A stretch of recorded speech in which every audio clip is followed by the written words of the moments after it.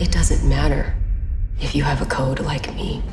Season 1 of HBO's The Last of Us was a superb retelling of the Naughty Dog game of the same name, both staying loyal to and enriching a beloved story. But Season 2 struggles to replicate those qualities. A bleak, abbreviated chapter whose key moments fall flat with too much regularity. It's by no means bad, in fact at times it's very good. It just kept me at arm's length, never letting me quite connect to its characters in the way that's so crucial to The Last of Us Part 2. It's often a spectacle crafted with skill throughout, but fails to live up to the thrilling heights of its source material or capture the heart of its first season.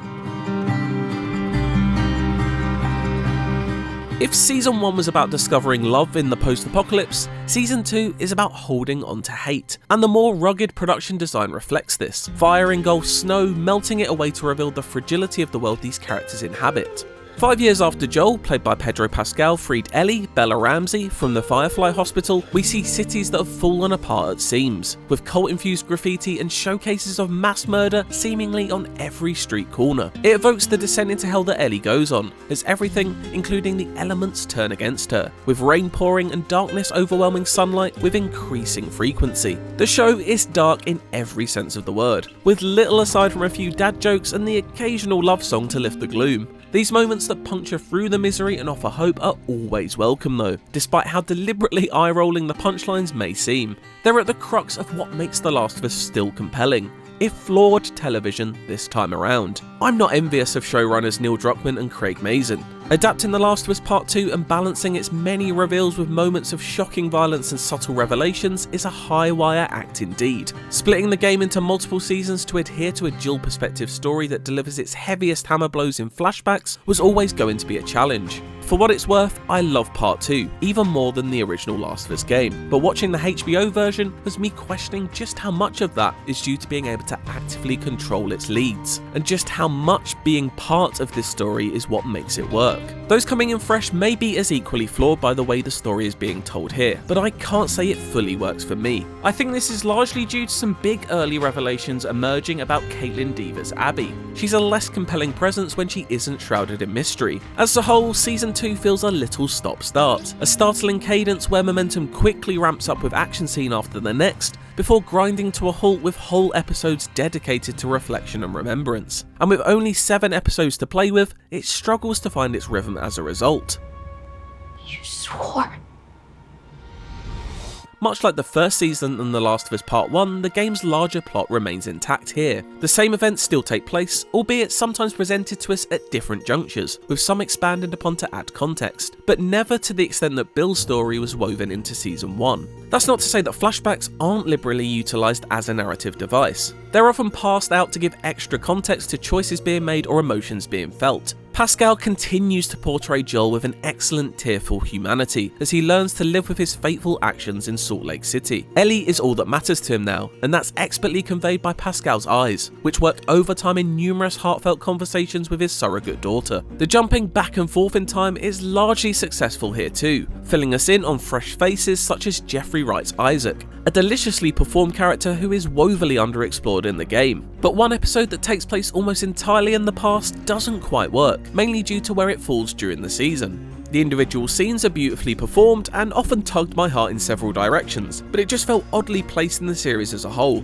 grinding forward momentum to a halt at a critical point. It then hurtles towards its end in a slightly disorienting fashion, almost deliberately confusing us with fraying threads of subplots leading to other stories that are left dangling. I fear the pendulum has swung too far from Season 1's scarce encounters with the infected. Hordes and literal avalanches of cordyceps-encrusted monsters descend regularly, especially in the season's earlier episodes. At one point, we're treated to an almost Helm's Deep-like battle sequence, in which a flood of infected attempt to wipe out another pocket of humanity. The problem is, this event, although spectacular in its design and execution, overshadows what should be the pivotal moment of the whole season. The catalyst for the rest of its story is reduced almost to a sideshow. It's a rare miss for a creative team that displayed such elegance in the way it weaves its biggest, most shocking moments into the fabric of Season 1.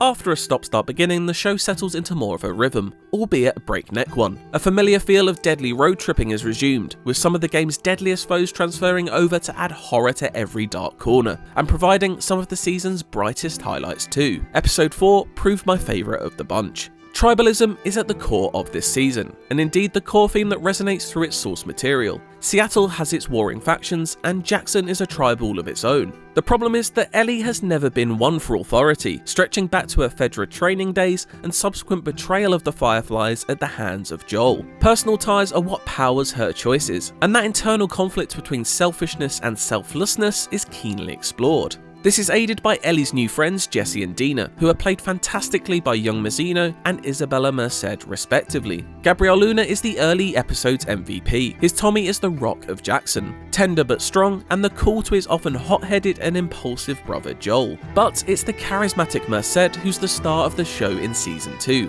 As Dina, she's a great source of warmth and humour throughout, as much as can be found in this world anyway. A fun, bordering on jarringly quippy foil to Ellie, she gives as good as she gets but also stands strong in their many encounters with clickers and other such threats. Between this and Alien Romulus, she's proven that she's perfectly at home being chased by monsters. Bella Ramsey was fantastic as a younger version of Ellie, but their performance in season 2 didn't really sell me on the fact that 5 years have passed in the world of The Last of Us. Ellie just doesn't appear to have matured, and it sits strangely next to the very mature content of season 2. Ramsey acts with more physicality, displaying impressive combat skills, but still behaves like a child in conversation. They're great most of the time, but in the flashes of rage they're asked to present, it feels slightly off, especially now that Abby is around. In the brief moments we spend with her, Kaityln Dever is a force. Ramsey mostly remains a strong interpreter of Ellie, and they're superb at the precocious, cheeky side of the character, but upstaged by Dever in the show's more heated moments. She's simply able to deal a more ferocious shade of heat. On a production level, The Last of Us remains a near faultless display of prestige television. Beautifully shot, it captures both the scale of the depravity taking hold over nature and presents both the beautiful and horrific details that inhabit it. The lighting stands out in particular. Sentimental moments are drenched in warm sunlight, while horror is often, and appropriately, bathed in blood-red hues or handlit by the flame of stalking threats. But this is a story barely half told, and as such, is hard to evaluate. The further into Seattle we get, the more we're getting scraps of things we won't see in their entirety until later on. It could be that by the end of season 3, these 7 episodes feel like an exciting piece of a greater whole. The problem is, this is television, and we'll have to wait many months, if not years, for those gaps to be filled in. I fear, for all that makes season 2 worth recommending, it will leave a lot of people bewildered rather than intrigued. I ultimately respect the decision to largely stick with the game's structure. It's part of what makes the steady reveal of its story and our evolving sympathies towards its characters such a masterstroke. I'm just wary that the effect hasn't translated all too well here. You okay? Yeah.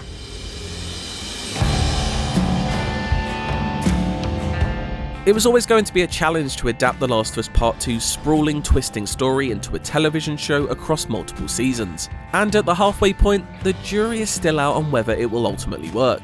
Season 2 of HBO's Naughty Dog adaptation is not bad television, far from it. It's incredibly well made, often looks gorgeous and is packed full of stellar performances. But the storytelling devices and choices made in terms of pace and placement for key events bump against what works, ultimately not delivering the striking effect this story's undeniable shocking event should. It's good, just not a patch on its stellar source material or its first season so far. We've got plenty more The Last of Us videos you can check out here, and for everything else, stick with IGN.